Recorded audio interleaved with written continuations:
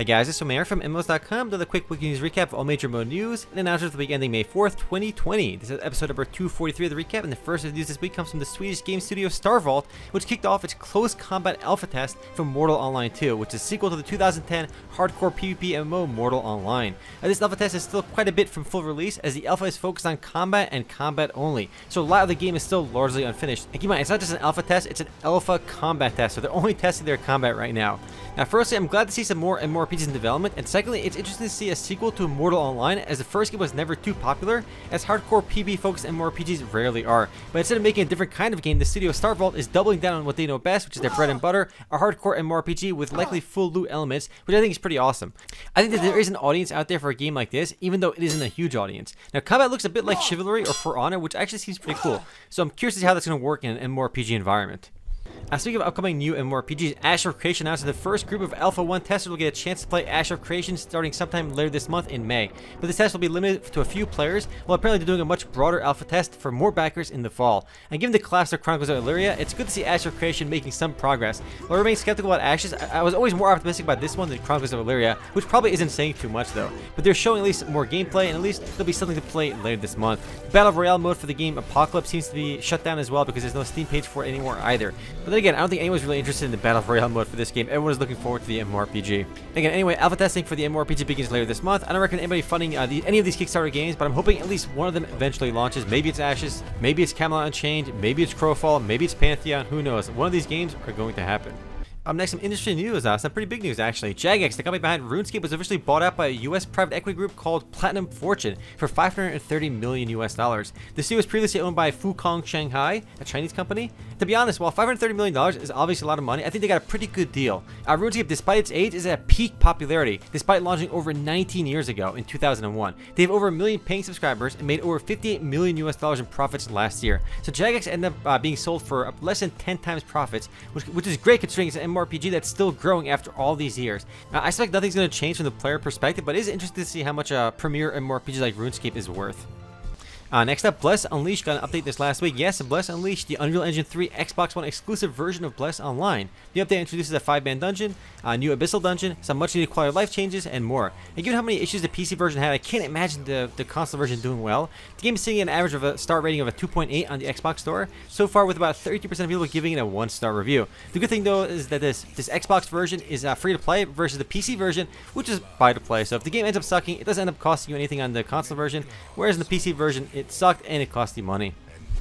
Up next is sci-fi MMORTS. Starborne reported an extremely successful open beta launch this last week. They opened up 8 new servers for the game in 3 weeks. While they didn't release any kind of player-based data, they released some vague stats which don't really mean anything to outsiders. Like they said 99,000 outposts were created, over 72,000 stations built, over 7,000 alliances formed, and 1.3 million hexes claimed. And while they were never going to have a huge launch with like tens of thousands of players in the game, it'd be kind of useful to see how many people are actually in the game versus these kind of useless, nebulous stats. But still, the premise of Starborne is interesting. It's billing itself as an MMORTS game, and hopefully they can do it without any of the pay-to-win elements that we've seen plaguing tons of other mobile strategy games. So I'm curious to see how they're going to end up doing it.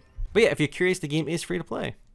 Next up, as previously announced, the League of Legends inspired collectible card game Legends of Runeterra officially launched on both PC and mobile this last week. The full release includes the launch of the Rising Tides expansion, which releases the new Bilgewater region, over 120 new cards, new champions, 2 new guardians, a new board, and more. Now, I haven't played this one yet, but I did enjoy playing Hearthstone and Shadowverse quite a bit, so I might give this one a try. Fans of League definitely should give it a try as well, as it features all the familiar places and characters of the MOBA. And while I don't think it's going to be dethroning Hearthstone anytime soon, it's really the only game, along with maybe Magic Arena, that has a chance of dethroning Hearthstone, but we'll see.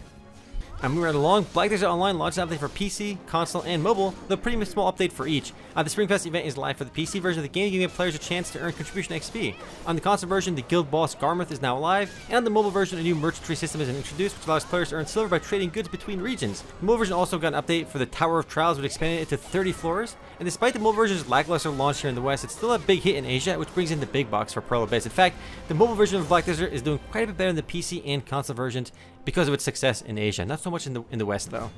Next up, a bit of a fun anecdote for Final Fantasy XIV. So the game's second crossover Near Alliance raid launched in last patch, and in an interview, Final Fantasy XIV's producer Yoshida said that he got the Near producer and director drunk to get them to cooperate with him on the crossover event. While fan requests and other forces were at work here, it is pretty cool to see what actual mechanics it took to make the crossover event a reality. and then involved Yoshida getting the director and producer of Nier drunk to make it all happen. Up next, Elder Scrolls Online previewed its upcoming Antiquity system and a new dev blog this last week. The update itself is a part of the Greymore update, which is set to launch later this month.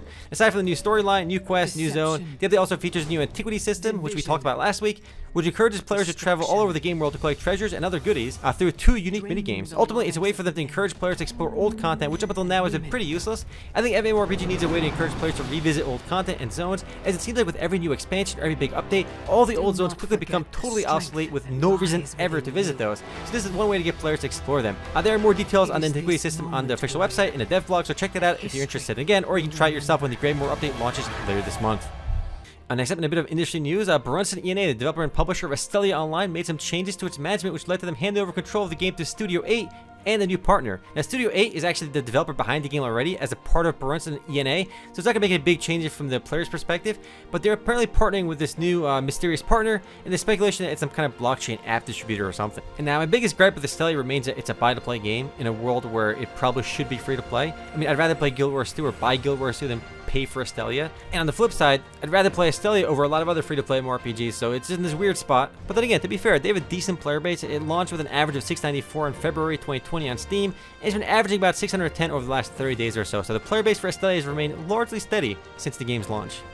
Up next, a pretty big change in Tera's loot box system. Players will now be shown their chances of getting a specific item from loot box with a huge step up in transparency. According to developers, the change was made to help players make more informed decisions, and it's definitely a good thing. I like to see other MMORPGs make loot boxes and even gacha roll chances to be public, so players can make better decisions. Also including this week's update is some changes to the skill balance, new Vanguard requests, our Guardian Legion missions, and more. Now, Tera is an oldie now, as it launched 8 years ago back in May of 2012, but it's still a fairly popular MMORPG and still one of the few true action MMORPGs out there. And next and last bit of news this week comes from Population Zero, which released their official launch trailer this weekend ahead of the game's official launch on May 5th, which is tomorrow. Population Zero builds itself as a sci-fi survival MMO, and like other survival games, it'll be buy to play. It'll be costing about $30 at launch. It's one of the few survival games out there that actually builds itself as an MMO, so that might be the game's point of differentiation. So expect a much more larger game world and more players in a single instance than, say, Rust or Ark. Now, I'm not a big fan of the launch trailer because it doesn't actually show any gameplay, but yeah, it is launching to early access tomorrow if you want to give it a shot. Anyway, guys, that is it for MMO news this week. I'll see you guys next week. Later, guys.